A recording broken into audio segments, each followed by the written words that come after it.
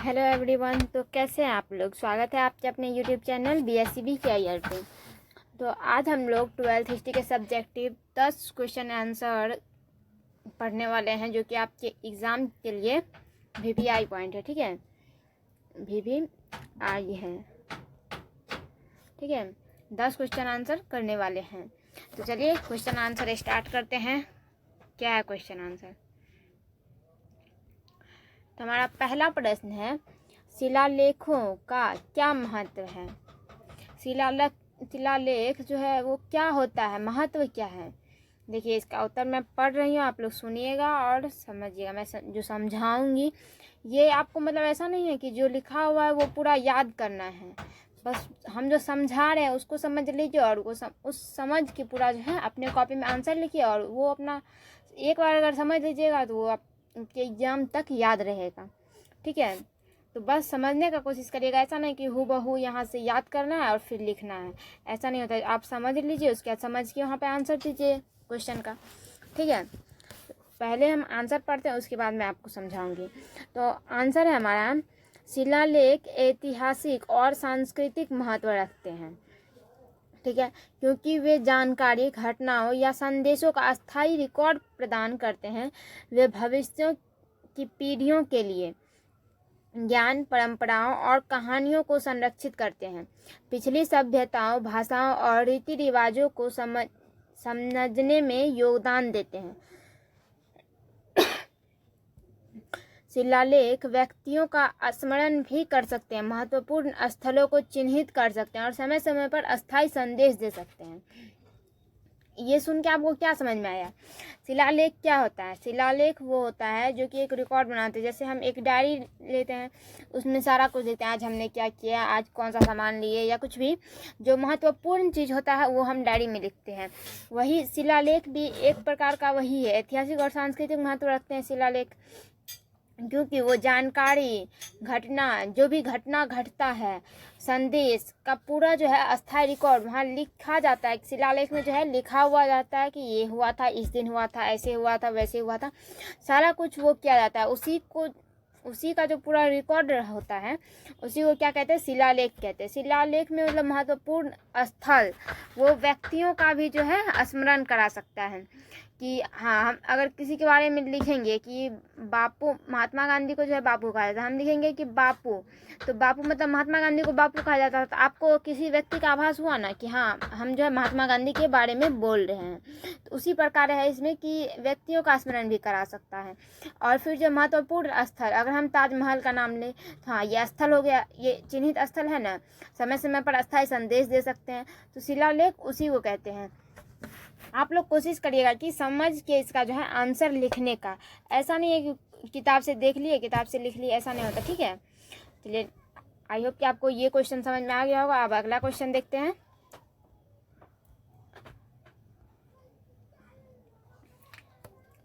अगला क्वेश्चन क्या है हमारा, अभिलेख का क्या महत्व है।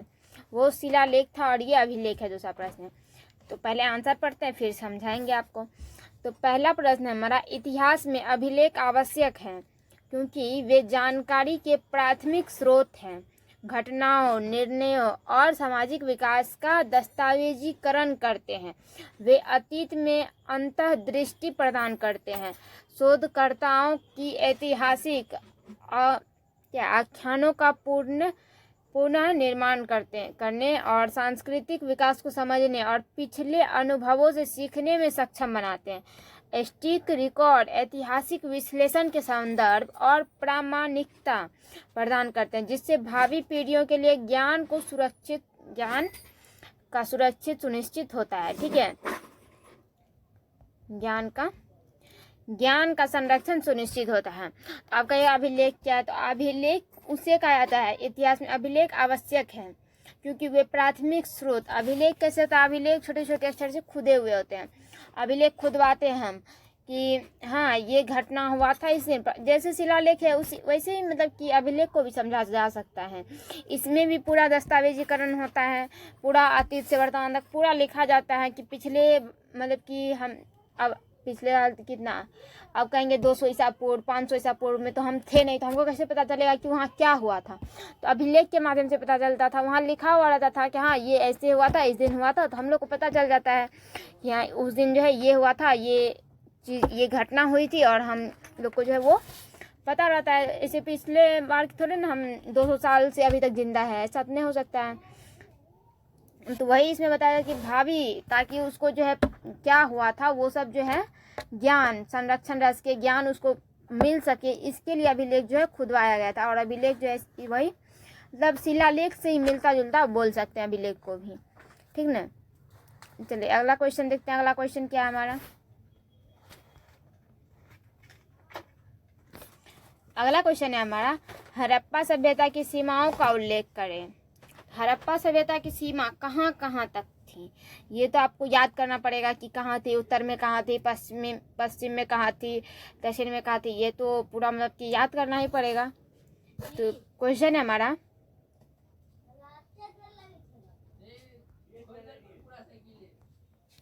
तो पहले आंसर पढ़ते हैं, फिर मैं आपको समझाऊंगी कि हड़प्पा सभ्यता की सीमाओं का क्या मतलब, सीमाओं का उल्लेख करें। सीमा का ये तो आपको याद ही करना पड़ेगा, क्योंकि इसमें कोई तो है नहीं कि समझ के लिए कहाँ से पश्चिम में कहाँ तक था और दक्षिण में कहाँ तक था, ये पूरा याद करना पड़ेगा। तो इसका आंसर देखिए, मैं पढ़ रही हूँ, आप लोग समझिएगा। एक सेकेंड, इसको मतलब कि थोड़ा सा पतला कर लेते ताकि अच्छे से चले। कलर चेंज कर लेते, ठीक है। हाँ, तो आंसर है, दुनिया के सबसे पुराने शहरी समाजों में से एक हड़प्पा सभ्यता सिंधु घाटी में 2500 से 1900 ईसा पूर्व के आसपास विकसित हुआ था, ठीक है। इसकी सीमाएं आधुनिक भारत और पाकिस्तान को घेरती है, जो उत्तर में हिमालय की तलहटी से लेकर दक्षिण में अरब सागर तक फैली हुई है। पूर्व में यह यमुना नदी तक पहुंच गई और पश्चिमी सीमा वर्तमान बलूचिस्तान तक फैल गई है। तो ये क्वेश्चन है ऐसा कि आप जो है इसको याद करना ही पड़ेगा कि हड़प्पा सभ्यता कब जो है विकसित हुई थी। तो 2500 से 1900, 2500 ईस्वी से 1900 ईसा पूर्व, ईस्वी नहीं बोल सकते क्योंकि ये उल्टा चलता है, तो इसको ईसा पूर्व बोला जाता है जो उल्टा चलता है। आसपास विकसित हुई थी। इसकी सीमाएं आधुनिक भारत जो है पाकिस्तान को घेरती है। पाकिस्तान को क्या करती है, घेरती है। उत्तर में कहाँ से, तो हिमालय से तलहटी से लेकर दक्षिण में अरब सागर तक फैला हुआ है, और पूर्व में यह यमुना नदी तक पहुंच गई है, और पश्चिमी सीमा वर्तमान बलूचिस्तान तक फैल गई है, ठीक है। तो आई होप कि आप लोग को मतलब कि ये समझ में आ रहा होगा। अगर समझ में आ रहा होगा तो आप लोग खुद से नोट्स बनाइए, और अगर नोट्स नहीं बनाते तो इसका PDF तो आपको मिलेगा ही, तो PDF से आप नोट्स बना के खुद के भाषा में लिखिए, अपनी भाषा में लिखने का कोशिश करिए और उससे याद करिए, ताकि आपको अच्छे से मतलब याद रहे क्वेश्चन, ठीक है। चलिए अगला क्वेश्चन देख लेते हैं क्या है। अगला क्वेश्चन है हमारा, सेकंड, हाँ, सिंधु घाटी सभ्यता के पतन के 2 कारण लिखिए। यहाँ 2 कारण बोल रहा है, सिंधु घाटी का पतन कैसे हुआ था। इसका आंसर है, सिंधु घाटी सभ्यता का पतन पर्यावरणीय परिवर्तनों के कारण हुआ होगा, मतलब अनुमान लगाया जा रहा है, यह निश्चित नहीं है कि पर्यावरणीय कारण के द्वारा ही हुआ है। जैसे अनियमित मानसून के कारण सूखा और बाढ़ जिससे कृषि प्रभावित हुई। इसके अतिरिक्त इंडो आर्यन या अन्य समूह के आक्रमण ने समाज की स्थिरता और शहरी जीवन को बाधित करके गिरावट में योगदान दिया हो सकता है, ठीक है। तो ये पूरा कोई मतलब निश्चित नहीं है अभी कि ऐसा ही हुआ होगा, या तो हो सकता है प्राकृतिक कारण के वजह से हुआ होगा, प्राकृतिक कारण की वजह से सिंधु घाटी का पतन हुआ होगा, या फिर विदेशी आक्रमण की वजह से हुआ होगा, विदेशी आक्रमण, या फिर ऐसा हो सकता है कि आर्थिक कारण के वजह से भी हुआ होगा। तो मतलब ये सब अनुमान लगाया जा रहा है कि हाँ ऐसा हुआ होगा, क्योंकि वहाँ कुछ साक्ष्य मिले हैं जिससे यह अनुमान लगाया जाता है कि हड़प्पा सभ्यता का सिंधु घाटी का जो है पतन विदेशी आक्रमण के द्वारा हुआ, फिर प्राकृतिक कारण के द्वारा हुआ। ये सब मतलब कि अनुमान लगाया जा रहा है, पूरा निश्चित नहीं है कि हाँ ऐसा ही हुआ होगा, ठीक है। चलिए अगला क्वेश्चन देखते हैं। अगला क्वेश्चन है हमारा, ईसा पूर्व 6ठी शताब्दी के किन्हीं 4 महाजनपदों के नाम लिखें। अब देखिए, जैसे ये महाजनपद है, तो महाजनपद का नाम तो आपको याद ही करना पड़ेगा, इसमें तो कोई मतलब ट्रिक या कुछ भी समझा के नहीं हो सकता, इसको तो पूरा याद करना होगा। कितने महाजनपद है, कुल 16 महाजनपद, और आपको 16 भी याद करना पड़ेगा क्योंकि इससे सब्जेक्टिव में भी प्रश्न आते हैं और ऑब्जेक्टिव में भी प्रश्न देखने को मिलता है। मतलब 2 या 3 या फिर 1-2 प्रश्न तो रहता ही है ऑब्जेक्टिव में, ठीक है। तो आप लोग इसको जो 16 महाजनपद को अच्छे से याद कर लीजिएगा। एक बार हम देख देंगे, यहाँ पे रिवाइज करवा देंगे, बाकी तो आपको याद करना होगा, ठीक है। तो इसका आंसर देखते हैं पहले क्या। 6ठी शताब्दी ईसा पूर्व में प्राचीन भारत के छोटे छोटे राज्यों में विभाजित था, ठीक है, जिन्हें महाजनपद कहा जाता था। पहले महाजनपद किसे कहा जाता है, तो महाजनपद कब, 6ठी शताब्दी ईसा पूर्व में प्राचीन भारत के, मतलब पहले के जो भारत में जो छोटा छोटा राज्य है, जैसे छोटा छोटा गांव होता है, तो वो जो राज्य में विभाजित था उसे क्या कहा जाता था, तो उसे महाजनपद कहा जाता था। जिसमें से कौन है, 4 प्रमुख थे। पहला मगध। मगध क्या था, बहुत शक्तिशाली और समृद्ध राज्य था मगध है, ठीक है। और दूसरा है कौशल, जो अपनी राजधानी अयोध्या के लिए जाना जाता है कौशल। मगध का जो है राजधानी कहाँ है, तो पाटलिपुत्र मगध का राजधानी है। और दूसरा वत्स, राजा उदयन। वत्स का कहाँ है, तो कौशाम्बी, कौशाम्बी वत्स का है। वत्स राजा उदयन द्वारा शासित था। और अवंती, जहाँ प्रसिद्ध शहर उज्जैनी स्थित थी। इन महाजनपदों ने भारत के इतिहास में महत्वपूर्ण भूमिका निभाई है, ठीक है।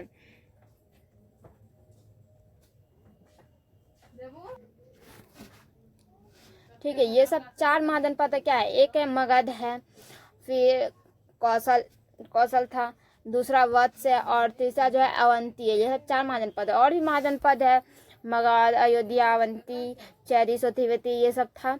तो पूरा जो है 16 महाजनपद आपको अच्छे से याद करना पड़ेगा ताकि इसका क्वेश्चन आंसर ठीक से बन सके। क्वेश्चन आंसर में भी ये पूछता है 2 महाजनपद, 3 महाजनपद ऐसे लिखने के लिए, और ऑब्जेक्टिव में भी इससे क्वेश्चन आते हैं। तो आपको इसका याद करना पड़ेगा। 16 महाजनपद है पूरा, ठीक है। चलिए अगला वीडियो देखते हैं, अगला क्या है क्वेश्चन हमारा।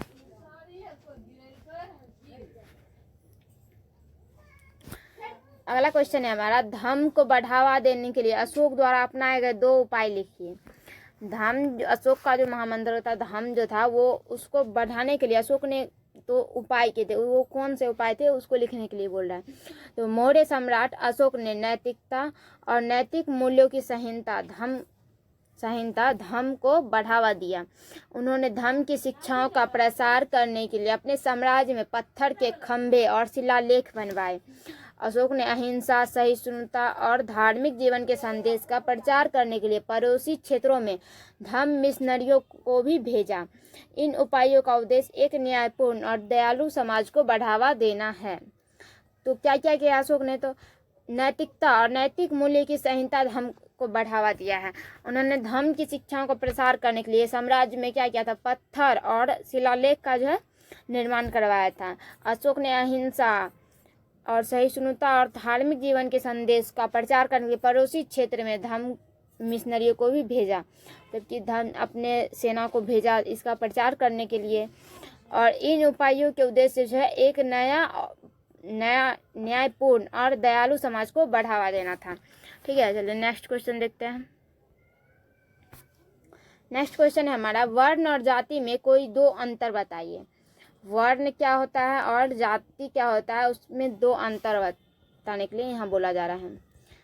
चलिए देखते हैं आंसर क्या है इसका। तो इसका आंसर है, भारत में वर्ण और जाति दोनों सामाजिक पदानुक्रम है, लेकिन उनमें मतभेद है। पदानुक्रम तो है पर उसमें मतभेद है, भिन्न है, अंतर है। वर्ण किसी के व्यवसाय, ब्राह्मण, क्षत्रिय, वैश्य, शूद्र के आधार पर एक प्राचीन 4 गुना वर्गीकरण है, जबकि जाति कई समूह उपसमूह के साथ एक अधिक जटिल वंशानुगत प्रणाली है जो अक्सर जन्म पर आधारित होती है। वर्ण को आदर्श बनाया गया है, जबकि जाति को कठोर और भेदभाव पूर्ण हो सकती है। वर्ण को आदर्श, वर्ण में क्या होता है, तो ब्राह्मण आते हैं, क्षत्रिय, वैश्य, शूद्र, ब्राह्मण, पंडित, क्षत्रिय, वैश्य, शूद्र, ये सब वर्ण में आते। जो निम्न जाति के लोग हैं वो वर्ण में आते हैं। फिर जाति तो हम लोग में भी आता है, किस जाति के, चौरसिया के हैं, हिंदू क्या, ये सब। वर्ण को आदर्श बनाया गया है और जाति को कठोर बनाया गया, और इसमें भेदभाव होता है। अब चौरसिया है इधर और कोई जाति है तो उसमें भेदभाव होता है क्या, ये हाँ, ये जैसे चौरसिया और डोमा, तो इस सब में भेदभाव होगा ही, कितना भी कुछ कर ले तो भेदभाव करता ही आदमी। ठीक है, चलिए अगला क्वेश्चन देखते हैं क्या। अगला क्वेश्चन है हमारा, गंधार अधिनियम की 2 विशेषताएं बताइए। अब गंधार क्या था उसके बारे में 2 विशेषता बताने के लिए कहा जा रहा है। तो आंसर है हमारा, गंधार स्कूल ऑफ आर्ट जो पहली शताब्दी ईस्वी के आसपास गंधार क्षेत्र आधुनिक पाकिस्तान और अफगानिस्तान में उभरा, ने ग्रीक और भारतीय कलात्मक शैलियों को संयोजित किया है।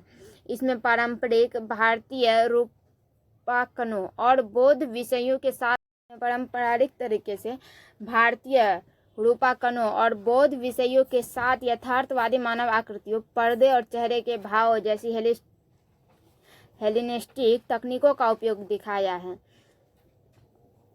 इस संलयन ने कुषाण साम्राज्य के समय में एक विशिष्ट कला शैली का निर्माण किया था। ठीक है, तो नेक्स्ट क्वेश्चन देखते हैं क्या। नेक्स्ट क्वेश्चन है हमारा, त्रिपिटक क्या है, उनके नाम लिखें। तो उत्तर इसका, त्रिपिटक जिसे पाली कैनन के नाम से भी जाना जाता है, बौद्ध धर्म ग्रंथों का एक पवित्र संग्रह है। इसे 3 खंडों में विभाजित किया गया है। पहला है विनय पिटक, उसमें क्या होता है, तो मठवासी अनुशासन के लिए नियम और दिशा निर्देश बताए गए हैं। दूसरा है सुत्त पिटक, जिसमें धम्म पद और जातक कथाओं सहित बुद्ध के प्रवचन दिए गए हैं। और अभिधम्म पिटक में क्या है, तो बौद्ध शिक्षाओं की एक अधिक विश्लेषणात्मक और दार्शनिक परीक्षा। ये ग्रंथ थेरवाद बौद्ध धर्म की नींव बनाते हैं। तो त्रिपिटक क्या है, 3 टुकड़े का समूह जो पुस्तकें रखने के काम आती है। तो ये आप समझ सकते हैं त्रिपिटक क्या है, तो ये आसानी से समझ सकते हैं। 3 टुकड़ियों का समूह जो पुस्तकें रखने के, ग्रंथ रखने के काम आती है। और कौन कौन से उसके नाम हो गए, तो नाम विनय पिटक, सुत्त पिटक और अभिधम्म पिटक, उसके 3 नाम है। और तीनों का जो भी है मठवासी अनुशासन के लिए नियम दिशा निर्देश बनाए गए उसमें। दूसरे में धम्म पद और जातक के बारे में लिखा गया। और तीसरे में बौद्ध शिक्षाओं की विश्लेषणात्मक और दार्शनिक परीक्षा के बारे में बौद्ध धर्म की नींव बनाते। ठीक है, चलिए नेक्स्ट क्वेश्चन देखते हैं। नेक्स्ट क्वेश्चन है हमारा, 1757 में पलासी का युद्ध भारतीय इतिहास की एक महत्वपूर्ण घटना थी। पलासी युद्ध के 4 कारण थे। ऑप्शन देखने पहले मतलब बार बार ऑब्जेक्टिव कहा जा रहा है कि ऑप्शन बोल रहे हैं। तो इसका आंसर है ब्रिटिश ईस्ट इंडिया कंपनी का विस्तार। उन्होंने अधिक क्षेत्रों को नियंत्रित करने की मांग की। बंगाल का कमजोर राज्य पहला हो गया, तो बंगाल का कमजोर राज्य, मुगल साम्राज्य के पतन और आंतरिक कलह ने बंगाल को कमजोर कर दिया था। आर्थिक हित, अंग्रेजों का लक्ष्य बंगाल के समृद्ध व्यापार और संसाधनों पर नियंत्रण हासिल करना था। और तीसरा राजनीतिक महत्वाकांक्षा, भारत में ब्रिटिश और फ्रांसीसी औपनिवेशिक प्रतिद्वंद्विता ने संघर्ष को बढ़ावा दिया। इस लड़ाई से भारत में ब्रिटिश औपनिवेशिक शासन की शुरुआत हुई थी। ठीक है, ये तीनों तो आप लोग समझ ही गए होंगे पढ़ के। इसका तो पूरा मतलब आसान है, आराम से पढ़ के समझ जाए क्या क्या हुआ था और कैसे क्या चीज़ है। इसमें तो 4 बोल रहा है लेकिन इसमें दिया हुआ है 3 ही। कोई बात नहीं, 3 ही इसमें से देख लीजिएगा। और एक अगले नेक्स्ट डे वीडियो में तो उसमें अगर ये क्वेश्चन आया तो उसमें बता दिया जाएगा। ठीक है, चलिए आई होप क्लास आपको अच्छा लगा होगा तो लाइक करिएगा, कमेंट करके बताइएगा क्लास कैसा लगा। मिलते हैं नेक्स्ट वीडियो में, तब तक के लिए बाय बाय, गुड बाय।